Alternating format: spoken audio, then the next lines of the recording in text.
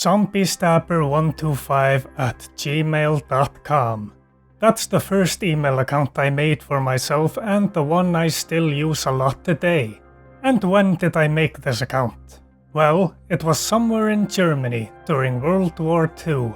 I had crashed my airplane near an abandoned building where I took shelter, and then a horde of zombies attacked. I was 13 years old or something, and that's where I realized killing zombies is cool.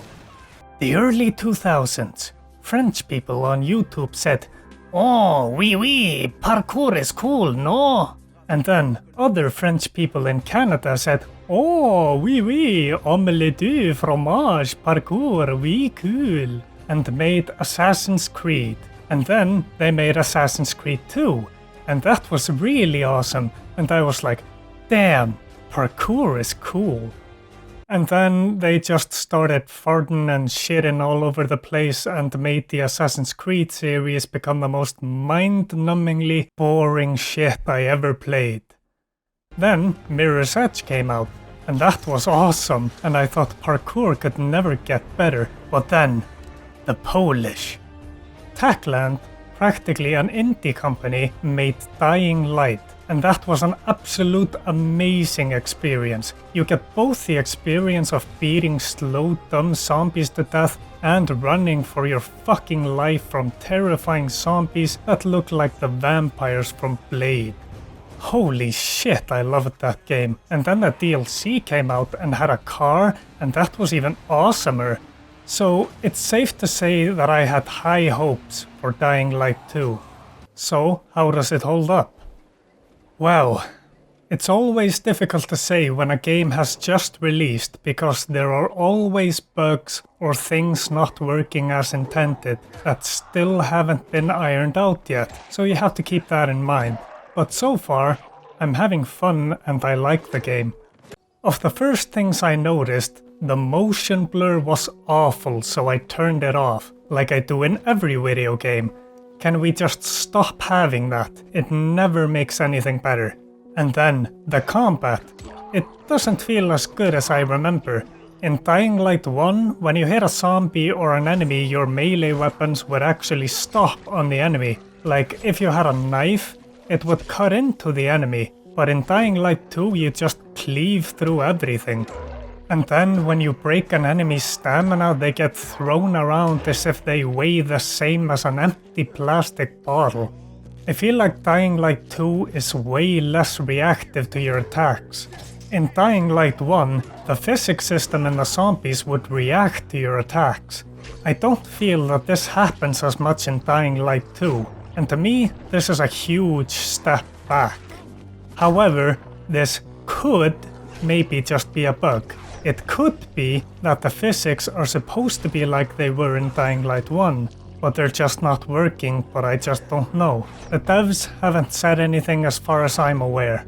What I want to clarify though is that the enemies are reactive in Dying Light 2. I'm just pointing out that in the original game, the one that came out in 2015, the enemies felt more reactive and the animations looked better in my opinion.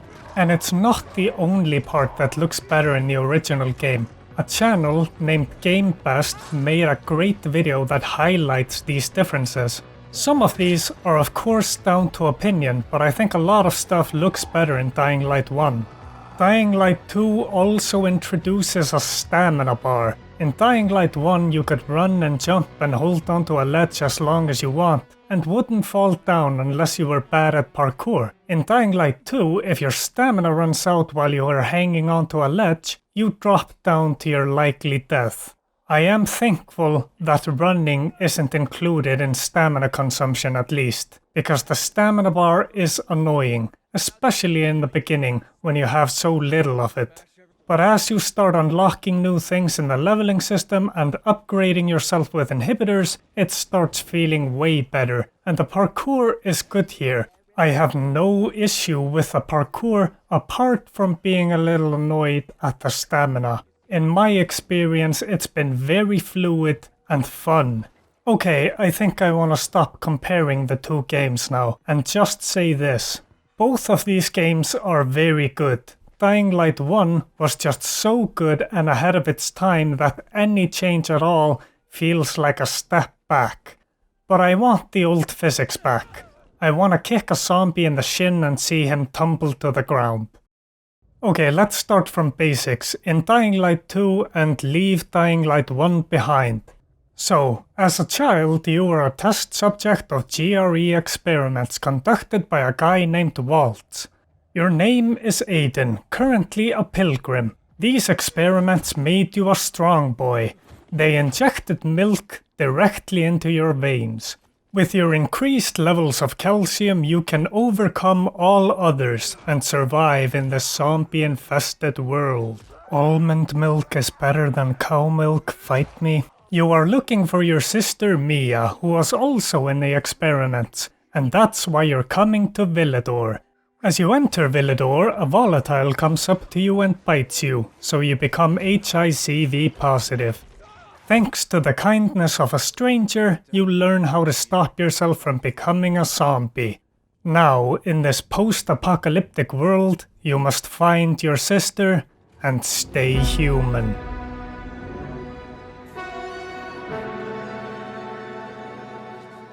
So, how are you gonna do that? Well, you can both beat zombies to death and run from them. There are also people you will have to fight, and that's where you start using parries and wall kicking and stuff like that. But I have, and I think you will too, spend the majority of your time parkouring, so I want to focus on that. The zombies in this world are mostly on the ground level, so the people have made the rooftops their way of getting around in the world. You have zip lines and trampoline jumping pads and all kinds of cool stuff, but for the most part you use your own hands and feet to get around. At least in the beginning, and it's really good. The way the devs have designed the world to be traveled on the roofs is impressive and feels very good and intuitive to get around. And you never really get the feeling of, I don't know where to go from here, because it's all pretty much spelled out for you. At the start, the parkour won't feel as good because you don't have all the skills and pretty little stamina, but obviously that gets better later on, and yeah, the stamina was very annoying in the beginning. You have parkour challenges that are basically get here before this time, and then you have windmills you have to climb and activate like in Far Cry, and also radio towers. You just have a lot of cool but insanely stressful parkour shit to do. I was very often holding my breath and taking the Lord's name in vain as I traversed the taller buildings in the game. Anywhere you go in the world, the parkour has something to say about it. You find stuff to do with binoculars, and this is just looking at things and getting the reticle close to it until it decides to mark it on the map. All I will say about the binoculars is that if it was taken out of the game, nothing would be lost. It would just make the game less tedious. You spend the day running around activating safe zones you can use during the night, and the night in Dying Light 2 is far less tense than I remember them being in Dying Light 1. There are howlers that if they spot you they will howl and then a chase starts, and the volatiles come maybe, and I have barely had any chases because I just run around on the roofs and never run into the howlers, so don't even worry about the night. Speaking of Assassin's Creed 2, the paraglider. Cool idea, but I kinda hate it. Sometimes, when I'm gonna do the paraglider thing, it doesn't open, and I spam the Zeta key, and then finally it opens, and I end up on the ground with massive blue balls. Why did you put the paraglider on the Zeta key? Why can't I bind the paraglider to mouse button 4? This actually causes me physical pain. I need the mouse button 4. Fine, I'll use the control key like some degenerate. Why do we even have the Zeta in the alphabet? No one uses the Zeta except Aziz Ansari when he googles himself because no one else does. Does the paraglider really need to use stamina? Just seems like an unnecessary annoyance. At this point, I'm a little worried I'm sounding like a nagging ninny, so to be fair to the paraglider, it is very fun when it's completely working as intended. and changing it to the control key made it way better. So let's talk about the grappling hook. A grappling hook makes every game better. We're all just a bunch of monkeys and swinging around is in our nature, and it feels very good in this game. I would have liked the grappling hook to have its own dedicated button apart from the accessories, but hey, this is fine. I also would have liked to have it sooner, but maybe that would have made some stuff too easy. But sadly, I didn't have much use for the grappling hook outside the few areas where you need it. In short, the parkour is fun, fluid, intuitive, and a really good time. Tacklin did a good job here. It may be a little janky in some places, but we can probably chalk that up to being so close to release. And I personally think adding that stamina bar was a mistake.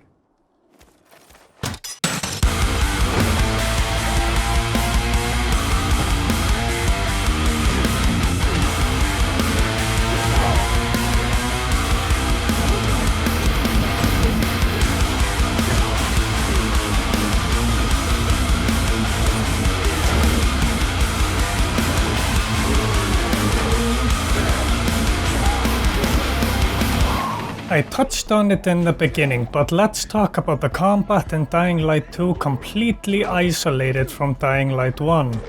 It's good, but there are some things that could have been better. I feel like when it comes to the difficulty curve, the parkour and the combat are on completely different wavelengths. Because the parkour feels very tough in the beginning, but the combat in the beginning feels like an alright challenge, and then just becomes a steamroll. Your skills are very strong, and even without them on normal difficulty, I don't feel like the enemies are that big of a challenge. I mean, sure, the zombies might as well be grass and I'm a lawnmower, but the people humans, they are more challenging, but I was more often than not just completely getting away with just spamming left click. Objection! Hey, what's up? It's me, Future Brian, and I'm here to clarify. So yes, I get away with left click spam sometimes. However, there are enemies that will, like, combo break you and start smacking you around. So you just gotta be ready with a block or a dodge. Also, you're very often outnumbered, and those enemies will attack you at the same time, so you have to make sure no enemy is behind you, otherwise you're gonna get a pipe to the back of the head. Okay, moving on. And then the skills. Drop kick and grapple. These two make you a god. Oh no, there are 10 renegades here to fight me, what will I do? 619 Rey Mysterio, motherfucker. That's the power of calcium right there. Better start drinking some milk before COVID starts turning us into zombies. With a grappling, you turn into Steven Seagal. People come running at you and they just fall over. Oh, you thought you were coming at me? No, you were actually going to hell. Then the head stomp.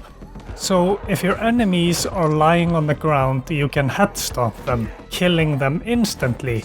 Your drop kick can make them lie on the ground. Are you starting to realize that you don't need weapons anymore? But kicking people off a roof or into spikes is very satisfying, and I don't really think the skills should have been less powerful. Then they wouldn't be as fun to use. But I think that it's a bit much when I swing a one-handed weapon and zombies start flying. When I use a two-handed weapon, sure, a little more believable, but I have just come to accept the dumb fun. The special zombies do provide some challenge. Like the big slow hammer zombie, I have to actually use my dodge. Which, actually, I do use quite a bit. When fighting people, I tend to block a lot and parry, especially to use the vault kick. But the challenge the special zombies provide can be pretty easily negated by just using the bow or some other method of cheese. At the time of writing this, I've played 44 hours, and I haven't really run into volatiles except that one time they were in a nighttime building and they weren't supposed to be there. But from my experience with that, I think volatiles are the only thing that would give you a real challenge. Overall, I found the combat to be not very challenging, but it's dumb fun. That might be down to the difficulty, but I really doubt a harder difficulty will do anything to the AI. I would find that surprising. Welcome to another episode of My Strange Addiction. Today we will be covering a man that is addicted to vaccines.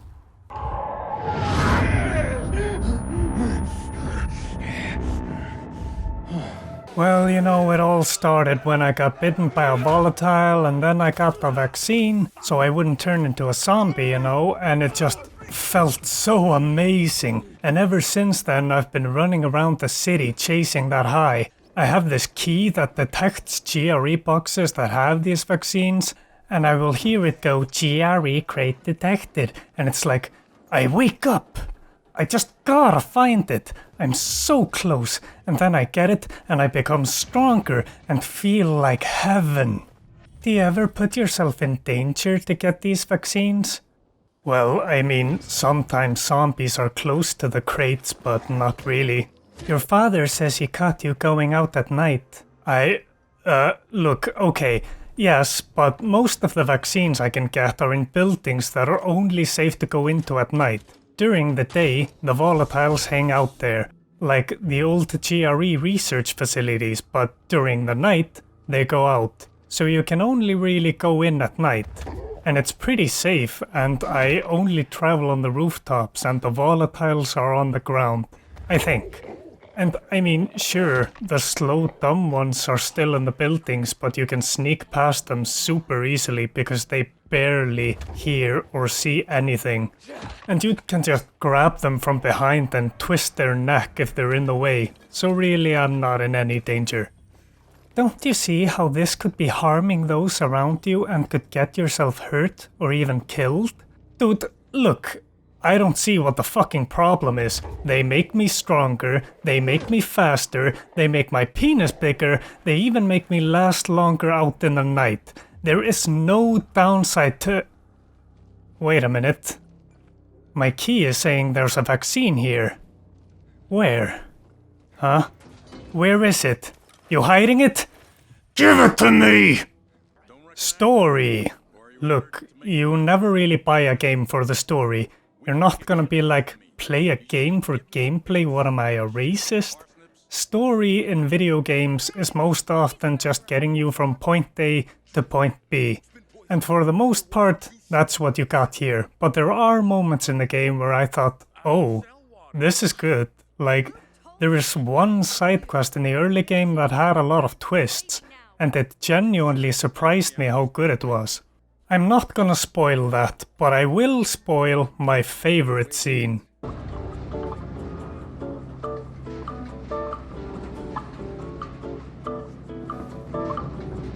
Hey, you guys want to hear a joke? No, where's Bowski? Fuck, please. I'm begging you. I'll give you my last clean pair of undies if you spare us another one of your jokes.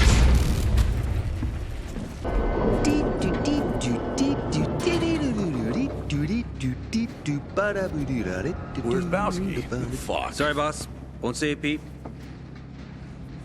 You're off key, dumbass. And one like this.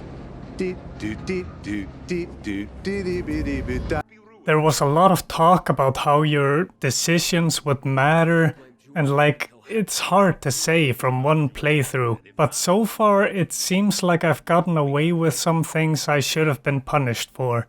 Like, 40 hours in, I still haven't seen anything that would indicate the huge branching stuff.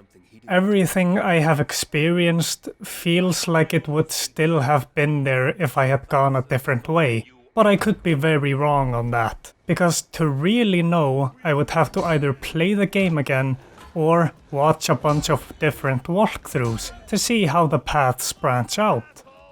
But so far, what I have seen, a lot of it just seems like the context of certain things would be different if I had gone another way. The story in this game is nothing mind-blowing, but there are parts that are very good. And as a whole, the story is good enough. it's a zombie story, so most of it will be really depressing. Miscellaneous complaints or praise. Did the inventory really need to be limited? I get it for the weapons, but crafting ingredients? That's just annoying and tedious. Again, the binoculars, it just seems like meaningless busy work, and it would make no difference if locations were just marked out on the map already. The music is pretty good. That main menu is, as the kids say, iconic. And I often found myself being like, oh wait, that song kinda slaps, which I assume means very good in Zoomer speak. The fast traveling is good. You have to activate a metro station, which is a little lengthy, but you have to work for the fast travel. But even with it activated, then you still have to do some running to get to where you're going. So the game doesn't turn into a travel through menu simulator. Conclusion. Will you have fun in Dying Light 2? Yes. Is it janky right now? Also yes, but I don't think it's janky enough to merit waiting for fixes, because I didn't run into that many issues, at least not something that pisses me off enough to warrant mentioning. The whole branching story thing may have been a little oversold, but I'm not 100% confident saying that. And in terms of the faction stuff to me, the difference has mostly just been the upgrades I get, and of course I went for the Peacekeepers. One side will give me a semi-automatic crossbow, and the other just some stuff to make parkour a little easier. Thank you for making this choice extremely easy. This is not going to be anyone's game of the year, I think, but I think people that enjoy zombie games will like this game, and people who like the parkour will like this game. It is a very solid game, and I think most gamers will find some enjoyment here, especially the French. One thing that has started to bother me recently is sometimes the parkour doesn't do what I want. Aiden will jump and grab a different ledge than I want, or not grab a ledge when I want him to, but that may get fixed in the future. Time for the score. I give it a cow milk out of an almond milk. I don't know, makes more sense than IGN scores. As always, if you had a point you disagreed with or would like to discuss the game further or ask something, I'm always active in the comments and the Discord. Okay, time to get my rectum ready for Sifu. Subscribe for that eventual video, and also Elden Ring. I guess my blood pressure is gonna have a rough couple of weeks. Like the video if you liked it, dislike it if you didn't. You might not see the dislikes, but I do. I still see them. You said you would protect me, YouTube. You said I would no longer suffer. But I still see them. They still haunt me.